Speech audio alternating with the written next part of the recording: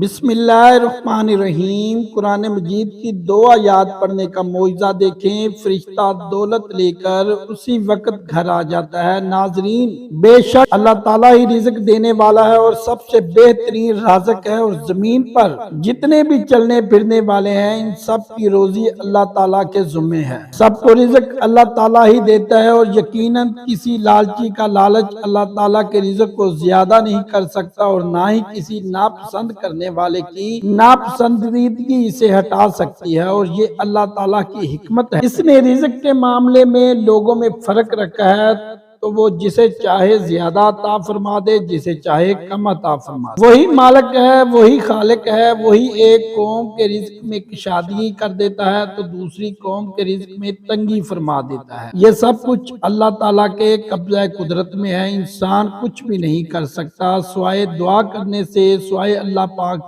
سے مانگنے کے۔ ایک حدیث قدسی میں اللہ تعالیٰ کے رسول صلی اللہ علیہ وسلم کا فرمان ہے، جو چیز تجھے جنت کے قریب کر سکتی ہے اس کا میں نے تجھے حکم دے دیا ہے، اور جو چیز تمہیں جہنم کے قریب کر سکتی ہے اس سے میں نے روک دیا ہے۔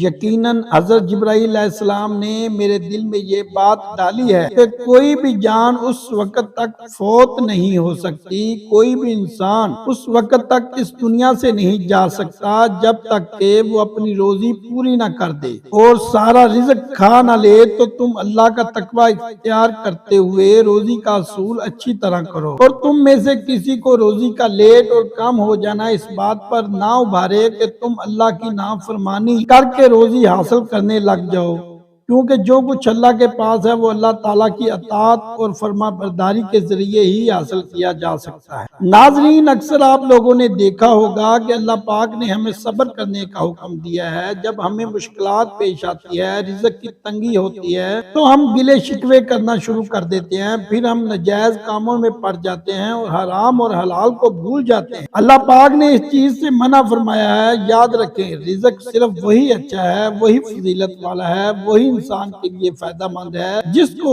استعمال کرنے سے دنیا بھی آسان ہو جائے اور آخرت بھی آسان ہو جائے۔ رزق کی کمی اللہ کی طرف سے نہیں بلکہ انسان کے خرچ نہ کرنے سے ہوتی ہے۔ اللہ پاک ساری مخلوق کے لیے اس کی ضرورت کے مطابق پورے سال کا رزق نازل فرما دیتا ہے۔ ہمیں چاہیے کہ اگر ہم اپنے رزق میں برکت اور ترقی چاہتے ہیں تو غریبوں میں، مسکینوں میں زیادہ سے زیادہ اللہ پاک کا دیا ہوا رزق دیا کریں، تاکہ اللہ ہمارے رزق کو اور بڑھا دے، مزید بڑھا دے، جیسا کہ اللہ پاک نے فرمایا ہے۔ اور جب ان سے کہا جاتا ہے کہ جو رزق خدا نے تم کو دیا ہے اس میں سے خرچ کرو، تو کافر مومنوں سے کہتے ہیں بھلا ہم ان لوگوں کو کھانا کھلائیں جن کو اگر خدا چاہتا تو خود کھلا دیتا۔ تو پھر اللہ پاک فرماتے ہیں کہ تم تو صاف صاف غلطی میں ہو۔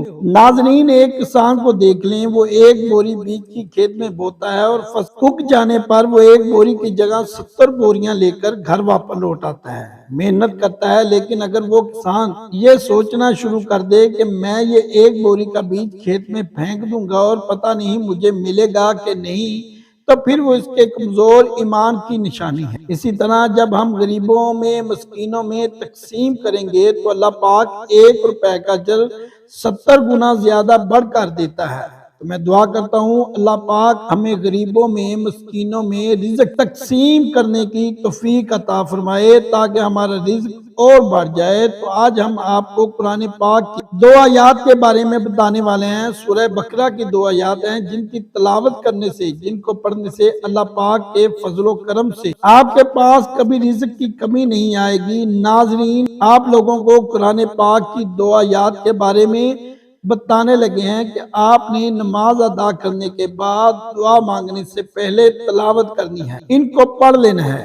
انشاءاللہ اللہ پاک کے فضل و کرم سے آپ کے رزق میں اضافہ ہونا شروع ہو جائے گا۔ جو لوگ چاہتے ہیں کہ اللہ پاک ہمارے گھروں میں رزق نازل فرما دے، رزق عطا فرما دے، کوئی ایسا وظیفہ مل جائے، کوئی ایسا عمل مل جائے جس کو کرنے سے ہماری مشکلات آسان ہو جائیں اور غیب سے اللہ پاک مدد فرما دیں، تو آج کا یہ عمل، آج کا یہ وظیفہ آپ کے لیے انتہائی آسان اور فائدہ مند ثابت ہوگا۔ انشاءاللہ اس عمل کو کرنے سے فرشتہ رزق لے کر غیب سے اللہ کی مدد سے آپ کے گھر میں پہنچے گا اور آپ کی ساری پریشانیاں ختم ہو جائیں گی۔ اس وقت آپ کو 2 قرآنی آیات بتانے والا ہوں۔ پہلے نمبر پر سورہ بقرہ کی آیت نمبر 7، آپ نے اس کی تلاوت کرنی ہے۔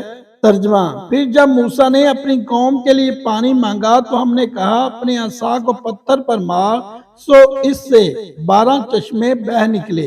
ہر قوم نے اپنا گھاٹ پہچان لیا۔ اللہ کے دیے ہوئے رزق میں سے کھاؤ پیو اور زمین میں فساد مچاتے نہ پھرو۔